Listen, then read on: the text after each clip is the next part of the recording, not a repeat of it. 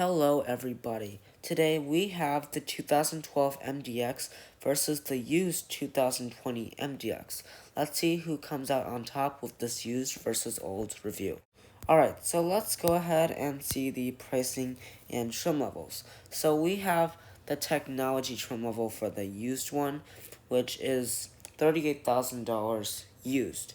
The old one we have the base model, so there will be some differences for the technology model, so we will treat the old one like it is the technology. Let's get things started with the styling. The old one uses this fancy brushed aluminum that is hand polished with an Acura badge in the middle. This has been oversized to show how big the MDX is. So you'll have functionality under the top part, and the brushed aluminum will run under the vent. So there is some more functionality at the bottom, which is very good for Acura. The new one uses Acura's new signature exploding diamond grille design with the humongous Acura badge in the middle. It will also have chrome surrounding it. Coming to our headlights, the old one will have a mostly LED design with the exception of the turn signals. The newer one has Acura's newer jewel-eyed LED design, but surprisingly, no fog lights. However, the A-Spec and Advance can get that. Now, when we come to the wheels, the old one will have an 18-inch alloy wheel design. The newer one will have one design, which is machined aluminum, and will be standard with a 20-inch alloy wheel in diameter. Now, for the technology model, it will come with mirrors that heat, power fold, blind spot monitor, and power adjust. Auto dimming is only available on the Advance. To wrap things up, both will have a towing capacity of 5,000 pounds and mostly incandescent taillights. The newer one will have a smart entry system with remote start.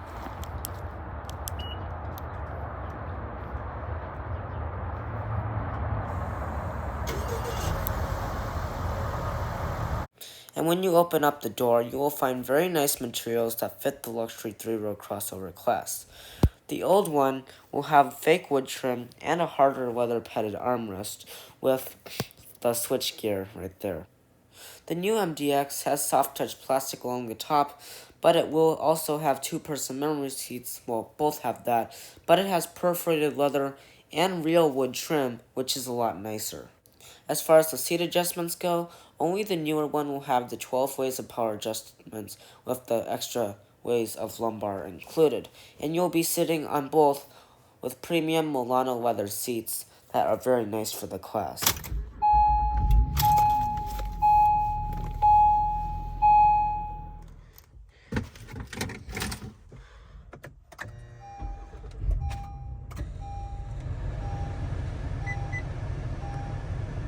After startup, both will have mostly analog displays with small but readable digital displays in between them. You can adjust them for both, and, well, I would like something better on the newer MDX. You will also have nicely leather-wrapped steering wheels that are good for the class. Let's take a look at materials. The newer one uses soft-touch plastic, real fancy open-pore wood that is real, and some matte black plastic along the center console. The older one uses some soft-touch plastic, matte black plastic, and some fake wood trim. It also has wood along the center console area. The 2020 MDX is the most versatile MDX yet, even more versatile than our 2023 MDX. It uses a very deep center console with this 2-bin thing where you can open that sliding door or you can open the armrest, and that gives you tons of storage. You also have a special cubby. You also will get the 2 USB-A ports, aux jack, and a little port for your Android Auto or Apple CarPlay. The new MDX has an electronic shifter and a full backup camera when in reverse. You can also change the views. The old one has that, but it's on the rear view mirror, and this one does have the active trajectory. And for the climate controls, the old one uses physical buttons that will control the temperature, mode, AC on or off, etc. The new one will have this really weird screen display, and I do really like this one better. It's better for the ergonomics, you know? So both will also have 3 stages of heated seats. To wrap things up, both will have standard size sunroof standard. Now in the second row, both will have relatively roomy second row seats with a couple amenities. So the new one is more comfortable and you can slide the seats, while the old one, you can just recline them. So you have a reasonable amount of space, and adults would be okay back here. It's not the best in the class, but it's still good enough for me. The seats are pretty comfortable, they can recline quite a bit, and the cushioning is there, and it feels good. You have your own climate controls, and a pretty large seat back pocket to store lots of things. But there's no panoramic sunroof, and that shows. For the third row, Acura is really good about making this simple. The newer one uses this push button thing that the old one cannot do. You just push that, and then the seat will pop forward and collapse a little bit. Someone didn't take care of the car row, and then some crumbs got stuck in the tracks, so I had to manually push it forward. So the access is pretty easy, and it's pretty nice back here. But since the 2012 is our car, I know that the cushioning in the 2012 is a little bit better, but the room in here is better. So you have a view of everyone, and plus, if you want more room, these seats can slide. So that's a big plus for the newer one. You also have a cup holder on both sides and pretty small windows. When it comes time for the cargo area, both will have power tailgates, but neither will have the hands-free function. So let's just open this old one up with the push of a button. And you see, even for 11 years old, it still works. So this one does not have as much space as the new one. It has around 13 cubic feet with the third row up.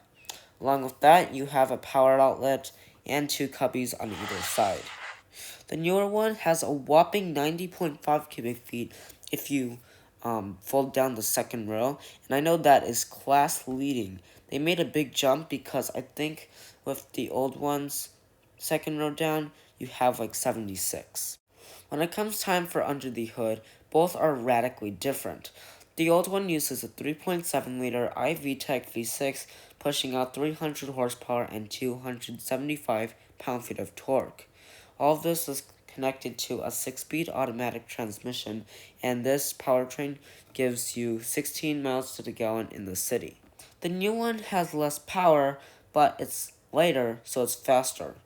This one uses a 3.5-liter V6.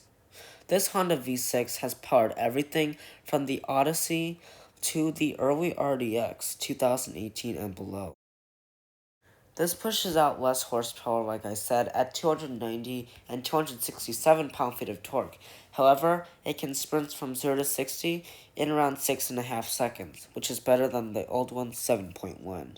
Also, you will have a 9-speed automatic transmission, giving you 19 miles to the gallon in the city.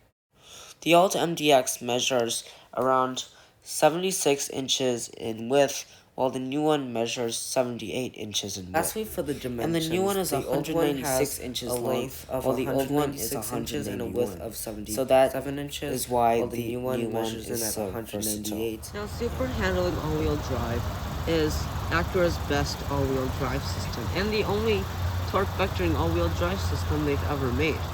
So it is better than a normal torque vectoring all-wheel drive system because it is better with the handling and snow traction.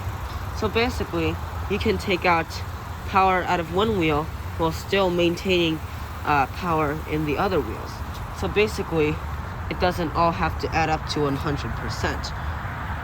And 70% of the power can be sent to the rear wheels, and of that 70%, 100 can be put into one single wheel at a time. So that is why it is so good with the handling and snow traction. Let me talk about the dimensions now. That's going to wrap up today's comparison between the used and other used Acura MDX. I really hope you liked this, and I really hope this was helpful, and I had fun making this comparison for you guys. Be sure to hit that like button, For the competition, this Yukon XL competes with the Chevrolet Suburban, Ford Expedition Max, and Jeep Wagoneer L. If you're wondering about the Toyota Sequoia,